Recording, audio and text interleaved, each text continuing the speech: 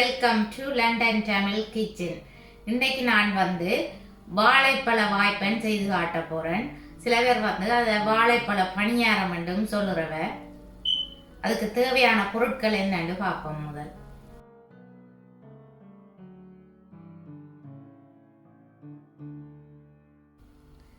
ரெண்டு வாழைப்பழம் எடுத்து வச்சுக்கிறேன். வாழைப்பழம் நல்லா பழுத்திருக்கணும்.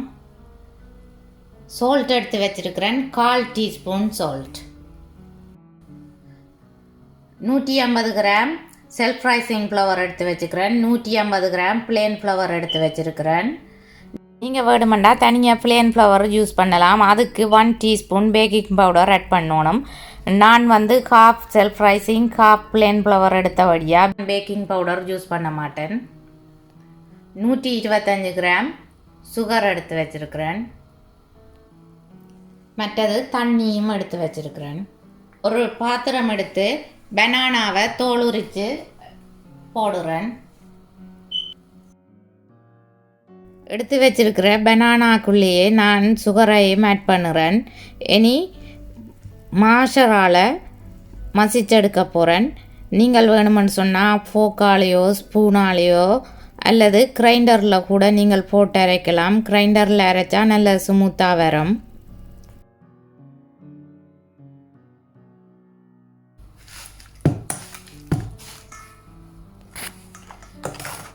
கட்டி இல்லாமல் மசிச்செடுக்கணும். நான் மசிச்சிட்டேன். இனி இந்த மசிச்ச பனானாக்குள்ள எடுத்து வச்சிருக்கிற சால்ட், செல்ஃப் ரைசிங் ஃப்ளவர்,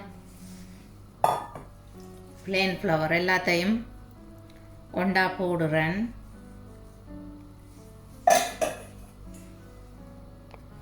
இனி மிக்ஸ் பண்ண போகிறேன் எல்லாத்தையும்.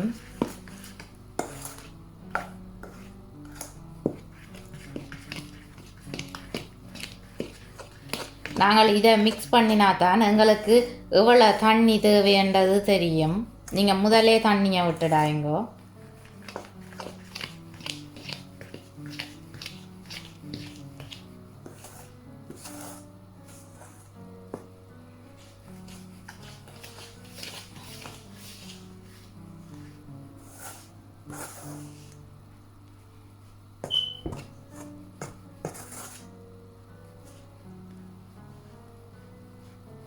இனி நான் தண்ணி ஆட் பண்ண போகிறேன். கொஞ்சம் கொஞ்சமாக ஆட் பண்ணணும்.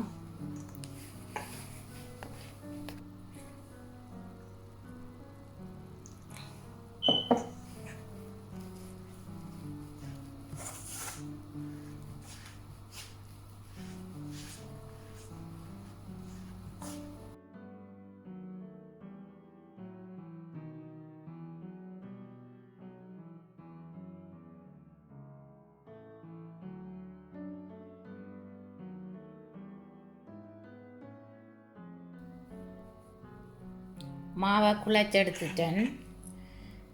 130 மில்லி லிட்டர் தண்ணி விட்டு குழைச்செடுத்தேன். நான் இந்த மா திக்காக இருக்கக்கூடாது. திக்காக இருந்ததுன்னு சொல்லி சொன்னால் உங்களுக்கு இந்த வாய்ப்பன் கொஞ்சம் ஹாட்டாக வரும்.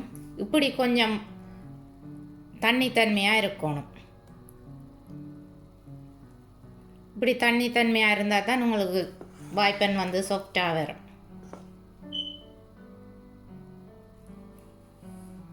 நீங்கள் இந்த மாக்குழை கேட்க உங்களுக்கு தேவையான அளவு தண்ணியை விட்டு குழையுங்கோ. நீங்கள் கொஞ்சம் கொஞ்சமாக விட்டு குழை கேட்கல உங்களுக்கு தெரியும் எவ்வளவு தண்ணி காணுமா இருக்குமென்னு சொல்லி. நான் இந்த குழைச்சி வச்சிருக்கிற மாவை ஒரு பிளேட்டால் மூடி 30 மினிட்ஸுக்கு பிறகு தான் பொரிச்செடுக்க போகிறேன். சீனி கரையோணுமென்றதால் நீங்கள் கிரைண்டரில் அரைச்செடுத்தீங்கன்னு சொல்லி சொன்னால் நீங்கள் உடனேயே பொரிக்கலாம்.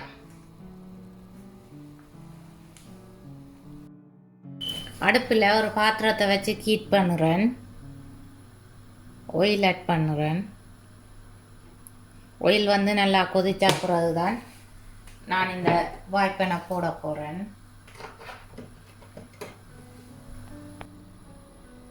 ஒரு பாத்திரத்துக்கு தண்ணி எடுத்து வச்சுக்கிறேன். கையை நினச்சி இந்த வாய்ப்பனுக்கு குழச்சி வச்சுக்கிற மாவை போடுறதுக்கு. ஆயில் சூடாகிட்டு இனி கையை இந்த தண்ணியில் நனைச்சிட்டு மாவை கிள்ளணும். இப்படி கொஞ்சம் கொஞ்சமாக கிள்ளி ஆயிலுக்கு போடணும். அடுப்பை மீடியம் ஹீட்டுக்கும் லோ ஹீட்டுக்கும் இடையில வச்சுருக்கணும். ஒரு முறையும் நீங்கள் தண்ணியில் தொட்டு தொட்டு தான் போடணும்.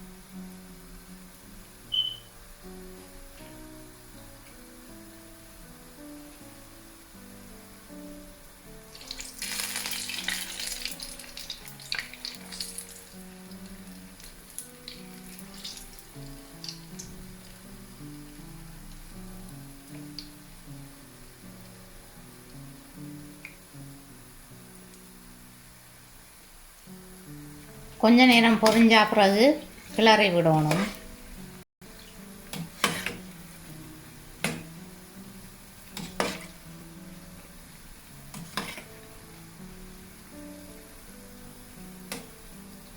இந்த கொஞ்சம் வெள்ளை நிறமாக தெரிகிறதுகளை நீங்கள் திருப்பி விடணும்.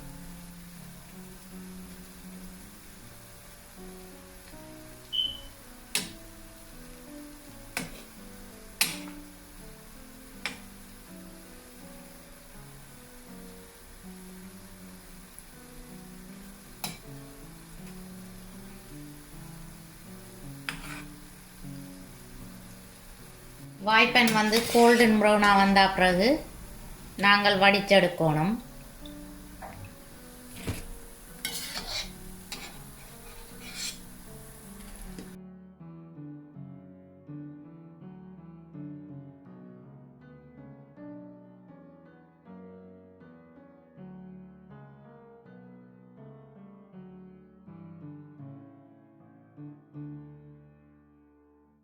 வாய்ப்பன் நல்லா சாஃப்டாக வந்துருக்குது.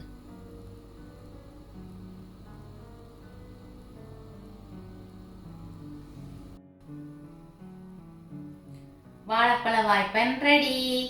நீங்களும் ட்ரை பண்ணி பாருங்கோ, எப்படி வந்ததுன்னு சொல்லி எனக்கு கமெண்ட் போடுங்கோ. என்னுடைய வீடியோ பார்த்ததுக்கு ரொம்ப ரொம்ப நன்றி. என்னுடைய வீடியோஸ் உங்களுக்கு பிடிச்சிருந்தா லைக் பண்ணுங்க, ஷேர் பண்ணுங்க, கமெண்ட் பண்ணுங்க. ப்ளீஸ் மறக்காம எங்களோட சேனலை சப்ஸ்கிரைப் பண்ணுங்க. இதுவரைக்கும் எங்களோட சேனலை சப்ஸ்கிரைப் பண்ணின எல்லோருக்கும் நன்றி. மீண்டும் இன்னும் ஒரு ரெசிபியோட உங்களை சந்திக்கும் வரை உங்களிடமிருந்து விடைபெறுவது உங்கள் மதி. பாய்.